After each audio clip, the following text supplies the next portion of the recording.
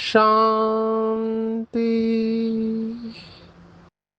आज 14 अक्टूबर 2025 भारत में मंगलवार है। Today is 14th October 2025 and it's Tuesday in Bharat. आज की मुरली का जादुई रहस्य स्वयं को प्रेरणा देने के लिए magical secrets of today's Murli for motivating the self. आज की साकार मुरली में श्रीमद् भगवत गीता का श्लोक आया है। वैसे कल की मुरली और आज की मुरली फ्लो एक ही चल रहा है। बाबा धारणा के ऊपर बोल रहे हैं। तो आज की मुरली में श्रीमद् भगवत गीता का जो श्लोक आया है या शब्द आया है वो है पुरुषोत्तम।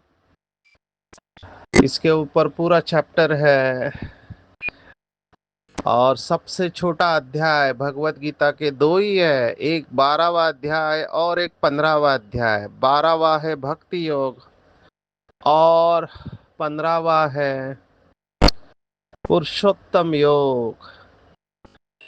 अभी ये 15वां अध्याय बाबा के ज्ञान के साथ बहुत जाता है। जो फंडामेंटल पॉलिसी हम कहेंगे या गलती भक्ति मार्ग में हुई है कि आत्मा सो परमात्मा कह दिया, या कुछ दिन पहले अद्वैत फिलॉसफी अद्वैत तत्व ज्ञान के ऊपर बाबा ने कहा था, तो उसका जवाब इस 15वें अध्याय में दिया हुआ है कि कैसे आत्मा अलग है, परमात्मा अलग है, क्षर और अक्षर, और क्षर और अक्षर से भी परे है, जिसको पुरुषोत्तम कहते हैं। ये 3 श्लोक मुझे लगता है जो बाबा के बच्चे शिविर कराते, कोर्स कराते हैं और जिनको ज्ञान सुनाने का शौक है, वो इन 3 श्लोक का संदर्भ दे सकते हैं। क्योंकि श्रीमद् भगवत गीता लोग बहुत मानते हैं। 16वां श्लोक है, द्वाविमो पुरुषो लोके क्षराक्षर एव च क्षरः सर्वाणि भूतानि कूटस्थो अक्षर उच्यते। 2 प्रकार के पुरुष है, क्षर और अक्षर। क्षर माना जिसका नाश होता है, अक्षर अर्थात अविनाशी। तो उसके बाद 17वें श्लोक में बताया है कि उत्तमः पुरुषस्त्वन्यः परमात्मे उदारुतः यो लोकत्रयमाविश्य बिभर्त अव्यय ईश्वरः। लेकिन इन दोनों से अलग, क्षर और अक्षर से अलग, एक तीसरा है जो अव्यय ईश्वर है और संसार का धारण पोषण करता है। कितना सुंदर शब्द है। तो जैसे तत्व है शरीर, इसका विनाश होता है, आत्मा का विनाश नहीं होता है। तो क्षर और अक्षर हो गए, या जिसको 13वें अध्याय में कहा है। 13वां अध्याय भी बहुत इम्पोर्टेंट है। ये भगवत गीता बाबा के पूरे ज्ञान के साथ जाता है। 13वां है क्षेत्र क्षेत्रज्ञ विभाग योग। तो क्षेत्रज्ञ ये कहा हुआ है। तो हमने कुछ दिन पहले अद्वैत में 3 शब्द देखे थे, जगत, जीव और जगदीश्वर। इस तरह से आप याद रखेंगे तो याद करना इजी हो जाएगा। जगत, जीव और जगदीश्वर। तो जीव वो आत्मा को कहते हैं, और जगत माना तत्व, जो शरीर को कह सकते तत्वों से बना हुआ है, और जगदीश्वर। तो ये 18वां श्लोक 15वें अध्याय का कहता है, यस्मात् अक्षरमति तो अहम अक्षरादपि चोत्तमः अतो अस्मि लोके वेदे च प्रतिथा पुरुषोत्तमः। तो इन दोनों से अलग एक पुरुषोत्तम है और वो परमात्मा है। आज एग्जैक्टली यही बात बाबा ने खुद मुरली में कही है। वैसे तो बाबा हमेशा श्री लक्ष्मी और श्री नारायण को पुरुषोत्तम कहते हैं, लेकिन आज बाबा ने कहा परमात्मा भी पुरुषोत्तम है, क्योंकि लक्ष्मी नारायण को बनाने वाली ये श्रेष्ठ आत्मा है, वो भी आत्मा है। तो ये भगवत गीता का श्लोक आया, हम इसको धारणा के रूप में देखने वाले हैं। आज दूसरी पॉइंट्स जो आई है, जो 3 बार आई है, और शंकर पार्टी बेचारी इस मुरली के आगे ठहर नहीं सकती है। जो शंकर का पार्ट है, बाबा ने कहा शंकर का कोई पार्टी नहीं है। विनाश न शंकर कराता है न शिव बाबा कराता है, विनाश तो ड्रामा प्लान अनुसार होता है। बाबा ने स्पष्ट कहा, शंकर आँख खोलते तो विनाश होता है, ये कहना भी ठीक कहते हैं, ठीक है नहीं है। बाप कहते हैं न मैं विनाश कराता हूँ न वह करते हैं, ये रॉन्ग है। देवता ये थोड़े ही पाप करेंगे। अभी शंकर देवता है तो वो पाप कैसे करेगी, इतने लोगों को खत्म कैसे करेगी? तो इसके ऊपर चिंतन करेंगे, क्योंकि कई बाबा के बच्चे शिविर जब समझाते हैं या कोर्स कराते हैं, वही कहते हैं शंकर विनाश करता है या शंकर द्वारा शिव बाबा कराते हैं। बाबा ने आज इस बात को काट दिया, इसलिए ये मुरली संग्रहित करने वाली है। क्योंकि हम ये भूल जाते हैं, चलते चलते हम यही बात कहते हैं कि भगवान शंकर के द्वारा विनाश कराता है। तो ये ठीक नहीं है। बाबा ने आज मुरली में ये कैटेगरिकली कहा शंकर का तो इधर पार्टी नहीं है, तो शंकर पार्टी का भी झूठ समझ में आ जाता है। शंकर का पार्टी नहीं है तो वो करेंगे क्या? तो इसके ऊपर चिंतन करेंगे। फिर तीसरी बात जो मुझे इम्पोर्टेंट लगी कि राइट और रॉन्ग को समझाने वाला एक ही राइटियस होता है, जिसको ट्रुथ कहते हैं। बहुत अच्छी बात मुझे समझ में आई। अभी मैं बनारस गया था, वहाँ मिर्ज़ापुर डिस्ट्रिक्ट है बनारस को लग के, और चिनार जहाँ पे राजा भर्तृहरि की समाधि है। अगर आप जानते हैं, शास्त्र पढ़े हैं, तो भर्तृहरि राजा था जो बाद में सन्यासी बना, तपस्वी बना, उसकी समाधि वहाँ पर है। तो वहाँ पे मैं क्या कहूँ, मैं वंडर खाया। कोई भी सेंटर ऐसा नहीं होगा भारत में, कोई भी नहीं होगा, मैं कह रहा हूँ। तो ये सेंटर की विशेषता चुनार, मैं देख के वंडर खा गया। 150 साल से भी ज्यादा पुरानी बिल्डिंग है, और ये है किसकी बिल्डिंग? तो है ईस्ट इंडिया कंपनी की, माना अंग्रेजों के जमाने की बिल्डिंग है। आप सोचो, 150 साल पुरानी, माना ब्रह्मा बाबा के वक्त के। 150 साल जब ईस्ट इंडिया कंपनी भारत में थे, उन्होंने ये बिल्डिंग बनाई थी, माना ये राजा ही थी उनकी। और इसके दरवाजे देखे कि घोड़े के साथ आप दरवाजे से अंदर घुस सकते हो, और बाबा का सेंटर है अभी उस स्थान पर। तो मैं उस बिल्डिंग की बनावट देख रहा था कि हाइट कितना रखते हैं, महल की तरह। और इस स्थान की मैंने विशेषता देखी कि वहाँ पे एक बाबा का बच्चा है, पंकज भाई। अभी उनको पंछियों से लगाव है और नेचर से भी लगाव है, तो उन्होंने हंस को पाल के रखा था। तो उन्होंने हंस की विशेषता बताई कि जब उनको दूध देते हैं तो वो चोंच में उसके कुछ ऐसा है कि हन वो दूध अलग हो जाता है, पानी अलग हो जाता है। तो ये हमने कहानियों में सुना था, लेकिन ये उस भाई ने अपना अनुभव सुनाया कि उसकी चोंच में कुछ तो है जो दूध का दूध और पानी का पानी कर देता है। तो शायद उसकी चोंच में कुछ खटास है, कुछ केमिकल है, जिसके वजह से हो जाता है। अभी इसका ही भावार्थ लेकर इसको शास्त्रवादियों ने एक शब्द दिया है, अभी संस्कृत का शब्द है, मैंने पहले कई बार इसका उच्चारण किया है। इसका नाम है क्षीर नीर विवेक बुद्धि। इसलिए बाबा हंस बुद्धि करके शब्द इस्तेमाल करते हैं। अभी मेरी ये बात समझ में आई, बाबा ऐसे क्यों कहता है। जब उस भाई ने मेरे साथ शेयर किया तब बुद्धि के कपाट खुल गए कि ये शास्त्रवादियों ने क्यों कहा, और बाबा भी इसको मुरली में याद करता है। अभी हम शहरों में रहने वाले, हमने हंस को ही नहीं देखा, हम किसी पंछी को ही नहीं देखते हैं। हम तो बस मशीन की तरह भागते रहते हैं। मुंबई के बारे में ऐसे कहते हैं कि मुंबई में लोग घरों में भी भागते रहते हैं, किचन से बेडरूम, बेडरूम से लिविंग रूम, भाग ही रहे हैं हर वक्त। तो ऊपर चांद आया है या पंछी है, ये देखने का टाइम किसके पास है। न यहाँ नदी है, यहाँ तो गटर बहते हैं। नदी है एक है, जिसका नाम है मीठी नदी, लेकिन उसमें गटर का पानी जाता है क्योंकि समुंदर में जाके मिलता है।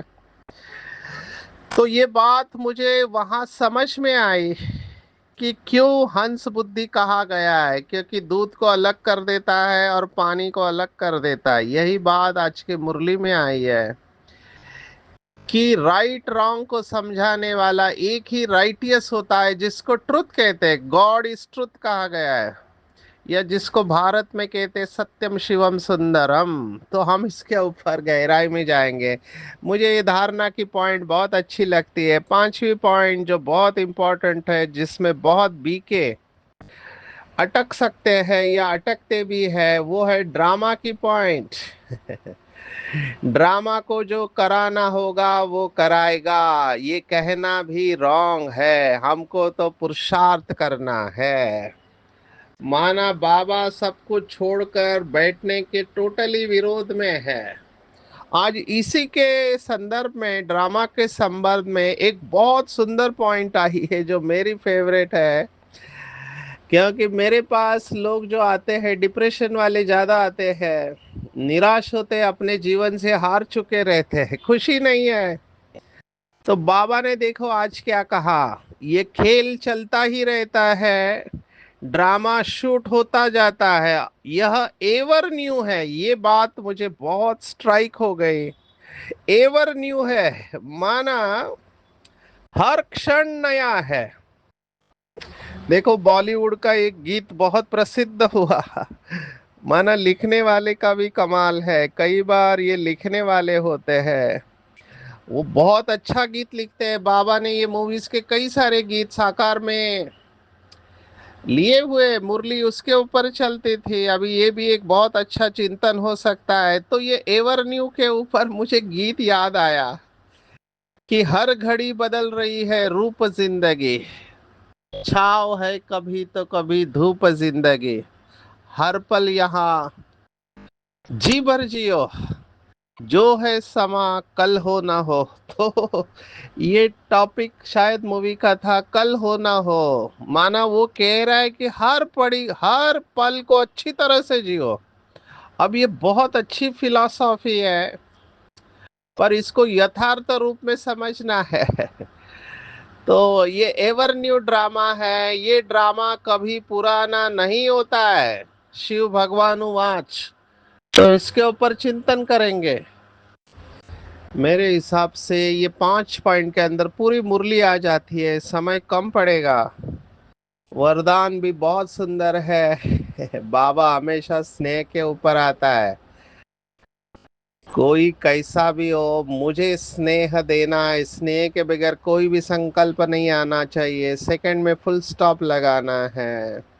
ये आज की मुरली है। हम शुरुआत करेंगे धारणा की पॉइंट से, वो है राइट और रॉन्ग, क्षीर नीर विवेक बुद्धि। अभी कलयुग है। वंडर देखो, माया का ऐसा वार होता है कि रॉन्ग को राइट समझ लेते हैं और राइट को रॉन्ग समझ लेते हैं। मैं सोचता हूँ कभी कभी ये जो वकील लोग होते हैं, उनकी मन की अवस्था क्या हो सकती है।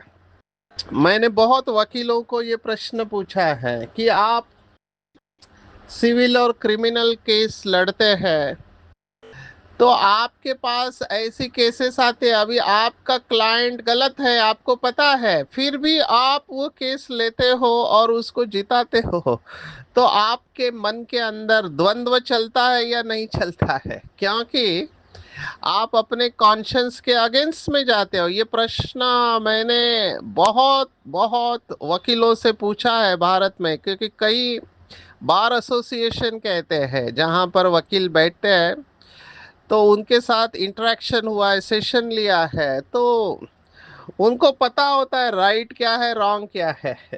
लेकिन क्लाइंट को जिताने के लिए वो झूठ को भी सच सिद्ध कर देते हैं। इसलिए वो जो कोर्ट में होती है न्याय देवता, उसकी आंखों के ऊपर पट्टी दिखाते हैं।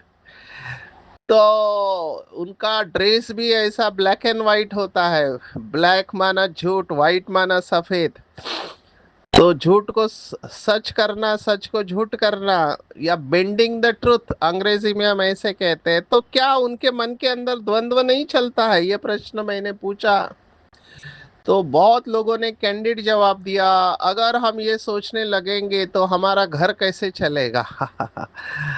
हमको तो कॉम्प्रोमाइज करना ही पड़ता है, लेकिन धीरे धीरे वो कॉन्शियस शुरुआत में खाता है, लेकिन बाद में वो आवाज देना बंद कर देता है।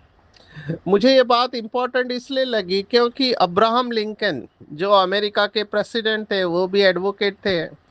उनके पास जब एक व्यक्ति आया और उन्होंने बताया कि आप मेरा केस लड़ेंगे तो मैं जीत जाऊंगा, तो अब्राहम लिंकन उसे जिता सकते थे, लेकिन उन्होंने मना कर दिया, क्योंकि अब्राहम लिंकन ने कहा कि मैं जब तुम्हारी केस कोर्ट में जज के सामने पेश करूंगा, तो मैं दुनिया को झूठ बोल रहा हूँ, दुनिया को पता नहीं चलेगा, लेकिन मुझे तो पता चलेगा कि मैं झूठ बोल रहा हूँ। और मुझे रहना मेरे साथ है, तो मैं इस कॉन्फ्लिक्ट, संघर्ष, द्वंद्व के साथ नहीं रहना चाहता हूँ। So that was the decision of Abraham Lincoln, the great president of America. माना अब्राहम लिंकन जो अमेरिका के प्रेसिडेंट रह चुके, जिनको गोली मारकर खत्म कर दिया गया, तो उन्होंने ये निर्णय लिया। अभी ये बात हमारे जीवन के साथ कैसे लागू पड़ती है? Let's come to our life. बाबा की श्रीमत हर बाबा के बच्चे के बुद्धि में स्पष्ट है, राइट क्या है रॉन्ग क्या है, पवित्रता क्या है अपवित्रता क्या है, मर्यादा क्या है मर्यादा का उल्लंघन क्या है, सब पता है। जो रोज मुरली सुनता है उसको सब कुछ पता है, लेकिन पता होते हुए भी माया के वश कहो या माया के प्रेशर के कारण कहो, ऐसा निर्णय लेते हैं जो नहीं करना चाहिए वो करते हैं। यहाँ पर ही राइट और रॉन्ग की समझ देने वाली बुद्धि का रोल होता है। तो बेसिकली मैं यही बात कहना चाहता हूँ कि अंडर प्रेशर कुछ लोग अपने वैल्यूज को कॉम्प्रोमाइज करते हैं, माना जो नहीं करना चाहिए वो करते हैं, रॉन्ग करते हैं। अभी बाबा ने, मुझे पता नहीं किसी मुरली में कहा है कि रिश्वत देना चाहिए। अपना कोई काम अटक रहा है तो पैसा देना है या नहीं देना है, ये हर एक का डिसीजन है। ये तो एक उदाहरण सुनाया, क्योंकि हमारे बहुत सारे गवर्नमेंट के साथ व्यवहार होते हैं जहाँ पे कहते हैं कि जब तक पैसा नहीं देगा आपका काम नहीं चलेगा।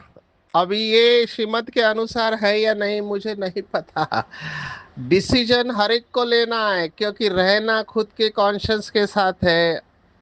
अगर आप इसे छोटा पाप समझते हो, बड़ा पाप समझते हो, बहुत कॉमन है झूठ बोलना। अभी लोग कहते हैं कि झूठ बोलना भी किस कारण के लिए आप झूठ बोल रहे हैं, तो वो झूठ चलता है। लेकिन ऐसे झूठ बोलते बोलते झूठ बोलने का संस्कार बन जाता है। अपने को बचाने के लिए झूठ बोलते हैं, अपनी चोरी पकड़ी नहीं जाए इसके लिए झूठ बोलते हैं। कितनी सारी बातें होते रहती है। अभी इतना बड़ा विश्वविद्यालय है, इतने सारे बाबा के बच्चे हैं, हम नंबरवार तो समझते हैं, कोई पैसा लेके धोखा दे देता है। अभी this is also very common. हम समझते हैं बाबा का बच्चा है, सफेद ड्रेस बैच, हमेशा बहनों के साथ रहता है तो गड़बड़ नहीं करेगा, लेकिन एग्जैक्टली ऐसे हुआ। पैसा लेके रिटर्न नहीं किया तो इतना डिससर्विस हो गया। तो ये हर एक का निर्णय होता है कैसे जीना चाहिए। मैं तो इसमें बहुत सारे केस स्टडीज है मेरी आंखों के सामने, लेकिन अगर बताए तो बेचारों का नाम आ जाएगा, इसलिए हम गुप्त रखते हैं। तो बहुत सेंटर पे बहुत कुछ होता है, लेकिन बाबा के बच्चों को ये ज्ञान स्पष्ट है कि राजधानी बन रही है, राजधानी में सभी अपना नंबर फिक्स कर रहे हैं। मैं ऐसे जो डिस्टर्ब होते हैं बच्चे, जो ये सब बातें देखकर, जो रियली बहुत सिंसियर है, ऐसे लोग मैंने देखे जो बहुत ऑनेस्ट है, ईमानदार है, जिन्होंने कभी कोई गलत काम नहीं किया और बाबा की श्रीमत पर एक्यूरेट चल रहे, जब वो ऐसी बातें देखते हैं तो वो थोड़ा डिस्टर्ब हो जाते हैं और फिर सोचते हैं कि ये कैसे चलेगा ये क्या, और बाबा कुछ करता क्यों नहीं है। वहां पर ज्ञान को बहुत अच्छी तरह से समझना चाहिए। हमको इन बातों से डिस्टर्ब नहीं होना चाहिए। मेरा काम है, आग लगी है तो पानी डालना, और मैं राइटियस रहूं, बस ये आप देखो। दूसरा क्या सोचता है, क्या बोलता है, क्या करता है, मेरे कंट्रोल में नहीं है। मैंने भी ये कोशिश किया बदलने का, फिर मैंने देखा मैं अपनी अवस्था खराब कर रहा हूँ। तो मैं तब से सीख लिया, डिटैच हो जाना चाहिए, साक्षी होके देखते रहो। क्योंकि यज्ञ का नुकसान हो रहा है, हमको दिखाई दे रहा है, नाम खराब हो रहा है, लेकिन मैं ये बाबा का मुरली का हमने छपा के ही रखा है लैमिनेशन करके। मैं हर वक्त उसको रिवाइज करता रहता हूँ, मुझे ये बात बहुत अच्छी लगती है। ये पूरा पैराग्राफ मुरली का है जो एक मुरली में आया था, उसका कैलेंडर ही बना दिया लोगों ने, हमने तो उसको लैमिनेशन करके जेब में रख दिया। शिव भगवान वाच है, मीठे मीठे बच्चे अपनी अवस्था को एक रस बनाने के लिए कभी भी सुनी सुनाई बातों पर विश्वास नहीं करो। तुम बाप से सुनो, फालतू बातों से किनारा कर लो, तुम्हें कभी किसी की निंदा नहीं करनी है, क्योंकि इस अनादि ड्रामा में हर आत्मा अपना एक्यूरेट पार्ट बजा रही है। इस ड्रामा की हर सीन तुम बच्चों को बहुत ही पसंद है। यह दुख सुख हार जीत का बहुत सुंदर नाटक बना हुआ है, इसमें हर एक्टर अपना विशेष पार्ट बजा रहे हैं, इसलिए ड्रामा की हर सीन देखकर हर्षित रहो। तुम इस कल्याणकारी ड्रामा में किसी को भी दोषी नहीं बना सकते, क्योंकि जो कुछ पास्ट हो चुका है वही होना है, बनी बनाई बन रही, इसलिए किसी को भी दोष नहीं दे सकते। यह ड्रामा की सुंदर भावी बनी हुई है। ये लास्ट लाइन मैं हमेशा ध्यान में, वैसे तो पूरा मेरा बायाट है, जो बच्चे साक्षी दृष्टा बनकर ड्रामा में हर एक एक्टर का पार्ट देखते हैं, उनकी स्थिति मधु समान मीठी बन जाती है, वह सदा एक रस अचड़ अडोल रहते हैं। ये बात इतना सबकॉन्शियस में गया है, मैं इसको प्रार्थना के रूप में रोज पढ़ता हूँ, प्रार्थना के रूप में।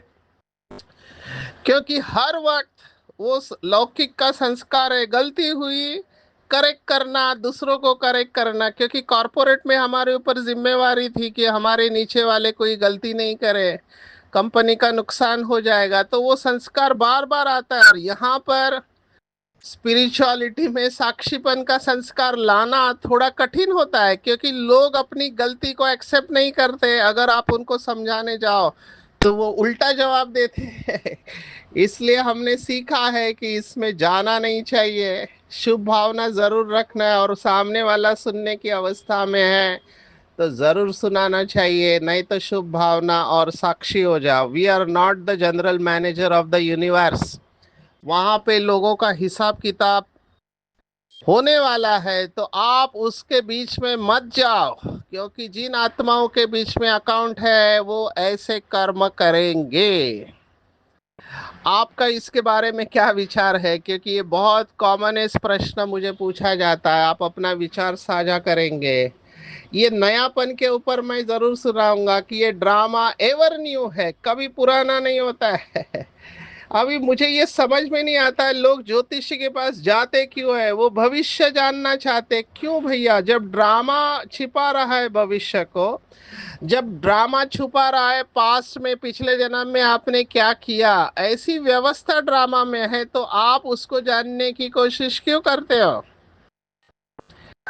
ड्रामा में ये नूंद है कि इस जन्म में हम पिछले जन्म की बातें भूल जाते हैं, आगे क्या होने वाला हमको पता नहीं है, तभी हम इस ड्रामा का आनंद ले सकते हैं। नहीं तो अगर आपको पता चला आगे क्या होने वाला है तो आपकी खुशी खत्म हो जाएगी। आप सोचना इसके ऊपर। Uncertainty is wisdom. हमको नहीं पता, तभी हम कुछ नया कर सकते हैं, और हर क्षण नया है। आप इसके ऊपर चिंतन करेंगे, राइट और रॉन्ग, और ड्रामा हर क्षण नया है। जो अपना मुख खोलते नहीं है, बाबा ने कहा खाना खाते हो तो मुख चलता है ना, वाणी न निकले ये तो हो ही नहीं सकता है। अगर कोई मौन में रहते तो भी ऊपर में इशारा देते कि उनको याद करो। तो बाबा बेसिकली ये कह रहे हैं कि आपको बाबा का परिचय देना आना चाहिए, युक्ति से देना आना चाहिए। तो इसके ऊपर भी चिंतन करेंगे। हमारा एक भाई है, अनेक सालों से मौन में रहता है। डेफिनेटली उसके पास पावर है, क्योंकि मौन में रहने के बाद आपने अपनी बहुत सारी ऊर्जा को बचा लिया है। मैं भी जब बहुत सेशन लेता हूँ, दिन भर बोलते रहते हैं, तो हमारी एनर्जी वाचा के द्वारा कितनी जाती है। मैं फिर मौन में चला जाता हूँ तो लोग डिस्टर्ब होते हैं, क्योंकि हर एक को लगता है व्हाट्सएप को रिस्पॉन्ड करे। कई बार मैं व्हाट्सएप को रिस्पॉन्ड नहीं करता हूँ तो लोग इम्पेशेंट हो जाते हैं। आप इसके ऊपर चिंतन करना।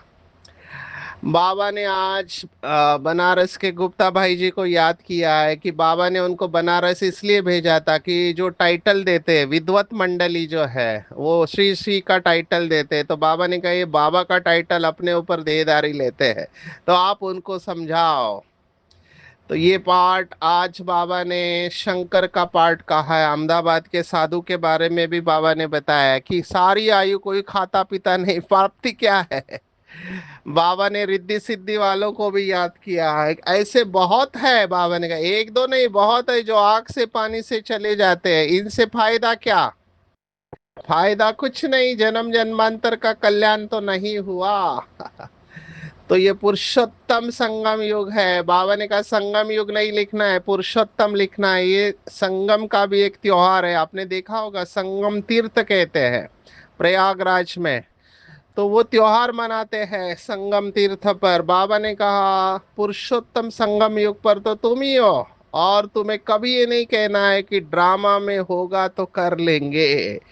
पुरुषार्थ फर्स्ट। तो पुरुषार्थ से अपने ड्रामा को, श्रेष्ठ पार्ट को नूंद करना है।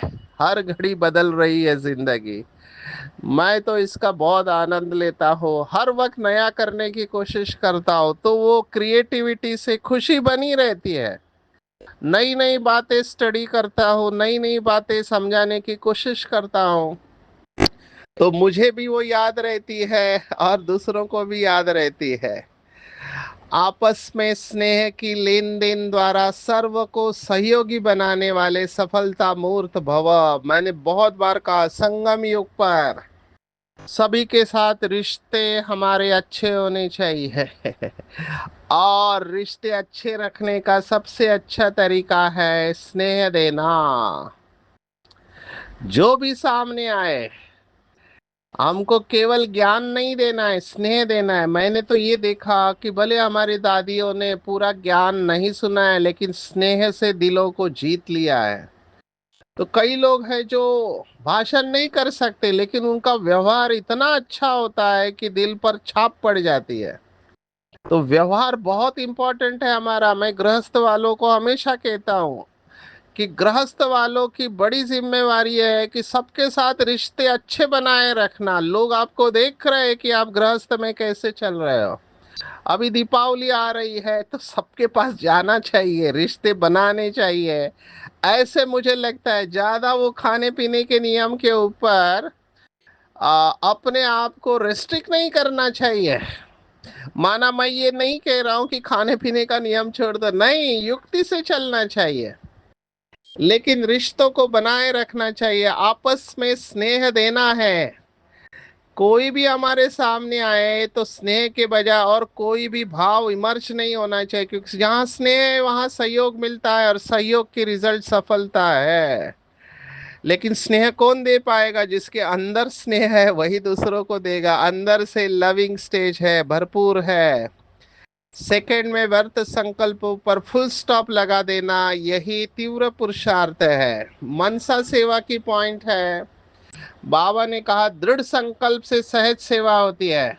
वाणी के लिए सेवा समय नहीं है, तो वृत्ति से परिवर्तन करो। ये संडे की मुरली है, समय नहीं गवाना है, निरंतर योगी निरंतर सेवाधारी बनना है। अगर मनसा सेवा करना नहीं आता है तो भी संपर्क से चलन से सेवा करो।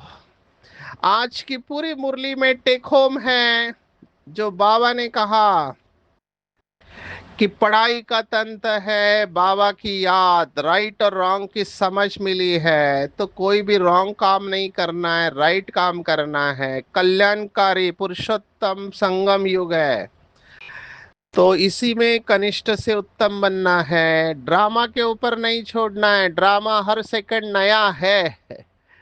तो पुरुषार्थ से अपना श्रेष्ठ भाग्य बनाना है। आपस में स्नेह की लेन देन करनी है, ब्राह्मणों में दूसरों को ज्ञान देना है, लेकिन आपस में ब्राह्मण परिवार में स्नेह का लेन देन करके स्नेही और लवली बनना है, जिससे सहयोग मिलेगा और सफलता मिलेगी। सेकंड में व्यर्थ संकल्पों पर फुल स्टॉप लगाना ही तीव्र पुरुषार्थ है। और निरंतर योगी निरंतर सेवाधारी बनना है। वाणी के लिए समय नहीं तो मनसा करो, मनसा नहीं आता है तो संबंध संपर्क और चलन से सेवा करनी है। अच्छा, ओम शांति।